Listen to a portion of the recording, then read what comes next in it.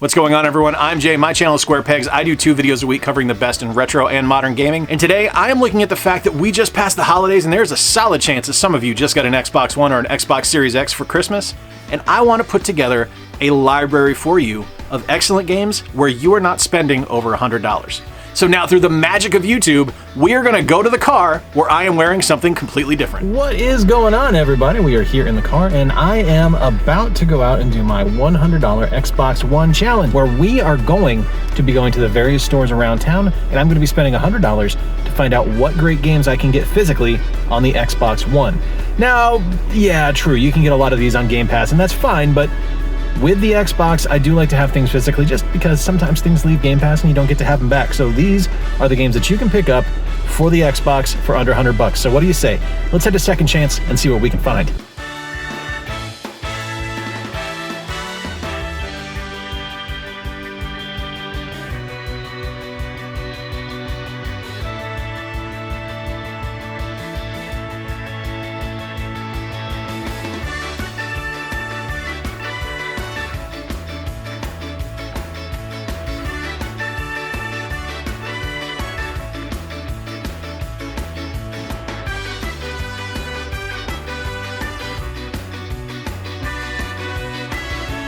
Alright guys, after our first stop at Second Chance, we have picked up 3 games and spent $14 for the Xbox One. We got Shadow of Mordor for $4, we got Middle-earth Shadow of War for $6, and we got Doom for $4. Not a bad start. 14 bucks. We have got 3 games, and I'm hoping to get to double digits and spending under 100. Let's get moving on. You know, one of the things I like about where I live is that we actually have a few geek stores around here. It's this nice little nerd mecca in the middle of what is otherwise a decidedly farm town. We have Second Chance, which is our big used store. We have a store called Fanfare up the road, which has some games, but primarily specializes in board games and comics and stuff like that, which is one of my favorite stores here in town. And we have a place called Treasure Quest, which is a nice little closet hole-in-the-wall place right up the road. It has a ton of used games. And I love stuff like that. It's one of the things I really love about this town is that we have these nice little nerd mecca areas where we're able to find cool stuff like that. But, so while I'm at a stoplight, I want to show you over here. That Big Lots used to be the Toys R Us that time forgot up until a couple of years ago. Like, they still had their games behind the cage. You took your ticket up to the front desk to get your games. They didn't just have stuff on the shelf. It was a nice little 1980s throwback in the year 2017. And I miss you, Jeffrey. Rest in peace, buddy.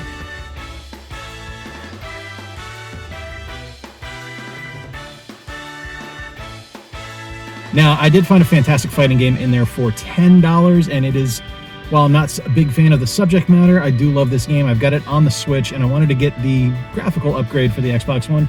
$10, Dragon Ball FighterZ. You cannot beat this. And that is probably going to do it for the drive today. I've actually got a pile of stuff that I've had mail ordered in. Let's get back to the house, back into the office, and we will take a look at the games I have at home as well as the games I picked up today.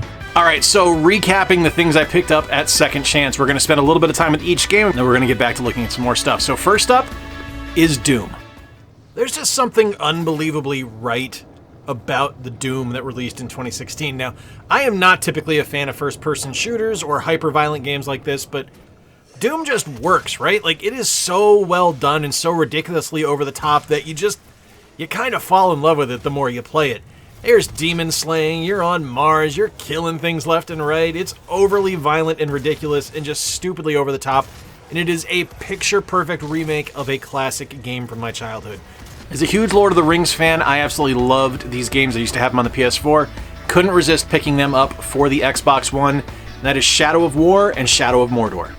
Middle-earth Shadow of Mordor and Middle-earth Shadow of War are action stealth RPGs that are kind of a love letter to things like the Silmarillion, which it takes liberties with the stories of Middle-earth. I mean, let's be honest here. This isn't anything that was in the official Tolkien tomes, but it's something where you're able to go in and you're able to pretend you're part of Middle-earth and actually go through and kill some of the Uruk-hai and things like that. They're both really great games. They're both absolutely excellent. I think the second game does a little bit more than the first one and actually kind of expands on the mythos a little bit, which is a little more interesting. I would definitely suggest picking them both up, though, because I think there's good story here, and it really carries forward nicely. I hope we get more of these down the road. Like I said, not a huge fan of the subject matter, but I do know a good fighting game when I play it, and Dragon Ball FighterZ, this one right here, is a hell of a fighting game. So yeah, not a fan of Dragon Ball in the slightest. I know Piccolo and I know Goku. I legit forget what his name was there for a second. So I know Piccolo and Goku, and I mean I know the characters. I mean Krillin and Gohan and stuff like that. But I'm not a huge fan of the mythos, not a huge fan of the cartoon show or anything like that. But this fighting game, Dragon Ball FighterZ, is amazing. The graphics are spectacular. The fighting system is wonderful. It's fast-paced. It's really combative, and there's a magnificent online community around it. So this is definitely a wonderful game. If you're a fighting game fan, Dragon Ball FighterZ is the one for you, or Dragon Ball FighterZ, however it's actually pronounced. All right, here's one I actually also picked up at second chance, but I didn't film when I did it. This one was a steal, and now I want you to see, I got Final Fantasy 15 for $4. Final Fantasy 15 is a great game. Now, this one did not connect for me at first. I did not like the fact that it kind of took exception to the word fantasy in the title by putting the Coleman branding in there when you camp or having Stand By Me play at the start of the game. Once I got past that, though, and the stuff that kind of made it a disconnect for me, I found an incredibly beautiful game with spectacular combat that is just a really, really fun game to play. It's a fantastic expansion of the series, and I actually think it has the best gameplay since probably Final Fantasy XII. It's a really wonderful game, definitely worth checking out, and you can find it for dirt cheap like I did for $4. It's a spectacular pickup. All right, you guys are going to see this on screen right now. I love MLB The Show 21. You guys know how much I love it. I love that this is the first time it has been on the Xbox.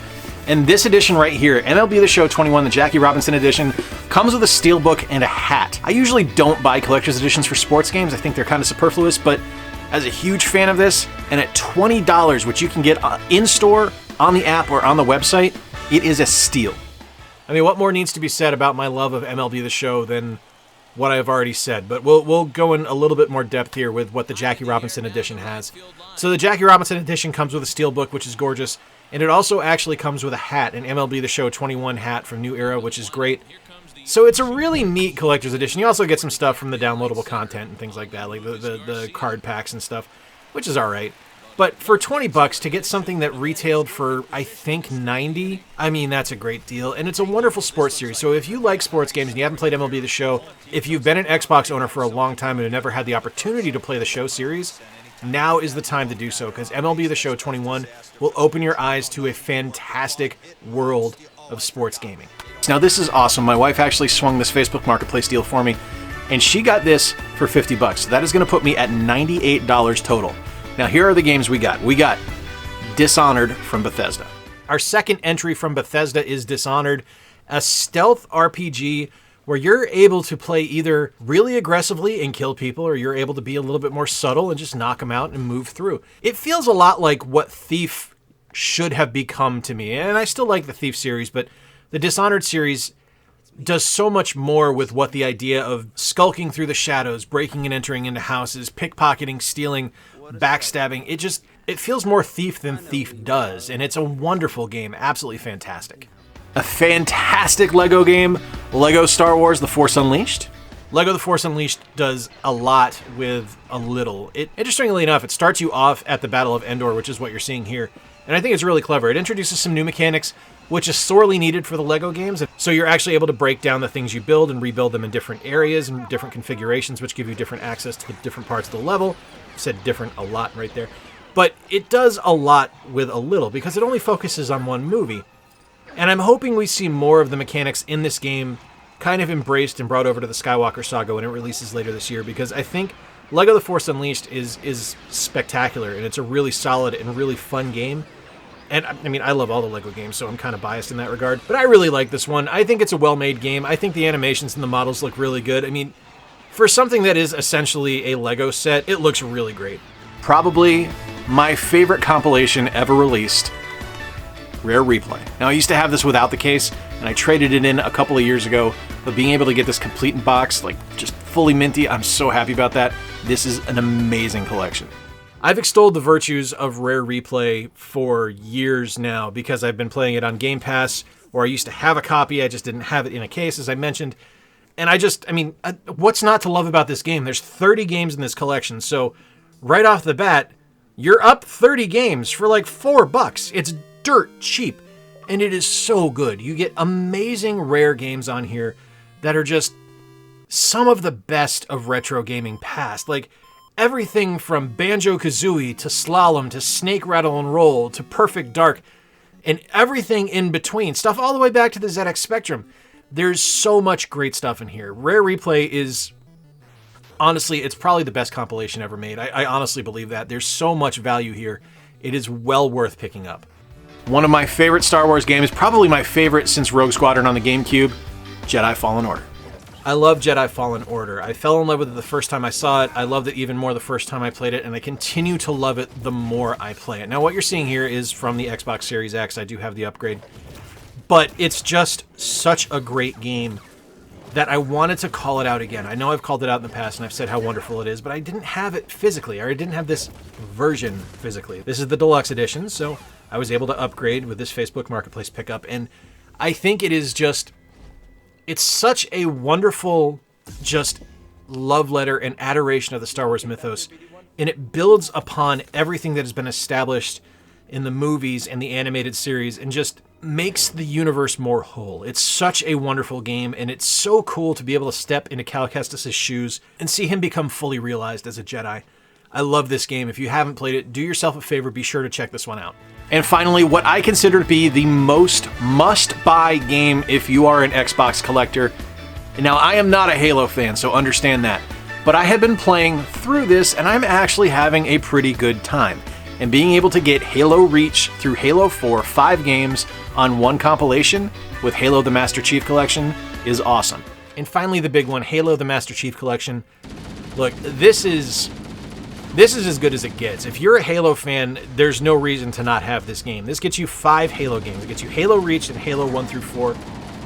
And it's, look, I am not a big Halo fan. I will admit that. Or I haven't been a big Halo fan in the past. I'm trying to give it a shot here because I want to see what the big deal is. And I'm going to be honest with you, I had a lot of fun playing Halo 1. I had a lot of fun going in and kind of stepping into Master Chief's shoes for really the first time. Like, I haven't played it regularly in years. And I won't lie, this has been really good, and I'm looking forward to getting more in-depth with Halo Infinite. And I'm happy I have this one. I think it's great. I actually also picked up Halo 5. I've heard that's not a really good game, but I'm not there yet. I've still got 5 other games to beat before I get there, so whatever.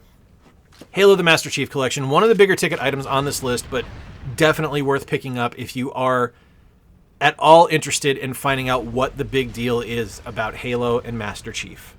All told, I was able to get this entire stack of games for $98. Now, there is tax involved, obviously, so it is going to come out a little bit above $100, but I hope you forgive me for that, because I just wanted to show you that it is possible to build one hell of a library for the Xbox One without having to break the bank. I got 11 games. My entire goal on this entire challenge was to get into double digits to show how cost-effective it is to collect for the Xbox One right now. This is the best time to be collecting for it and the PlayStation 4. There are so many amazing games for the Xbox. I probably could have gone even cheaper, but I wanted to get some heavy hitters in there. I wanted to make sure I got that Facebook Marketplace score in there that my wife got for me, as well as the Jackie Robinson edition of MLB The Show 21. There are so many incredible games. Do not overlook the Xbox One right now if you're collecting. Hey guys, just breaking in here on the cell phone. I put the good camera away, so I apologize for the sound quality here, but yeah, just so you guys know, like 90% of these are available on Game Pass, and I think that needs to be stressed. If you are a physical collector, it's a great time to do so.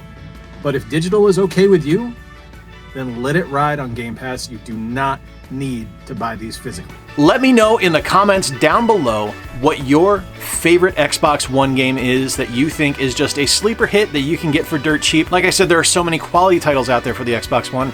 It is almost criminal how cheap they are. Please hit like, please subscribe down below if you are new around here, just happen to stumble across the channel and you want to see more of what we got coming up. I do 2 videos a week covering the best in retro and modern gaming. And hey, if you really dig the work I do, consider becoming a monthly Patreon sponsor like the awesome people you are seeing on screen right now, or check out my merchandise at squarepegsyt.com. Until next time, folks, I've been Jay. Appreciate you spending a little bit of time with me. If you want to see another video talking about a $100 challenge, my GameCube one is up here right now. Until next time, remember to play more games, stay square, and take care. I'll talk to you soon.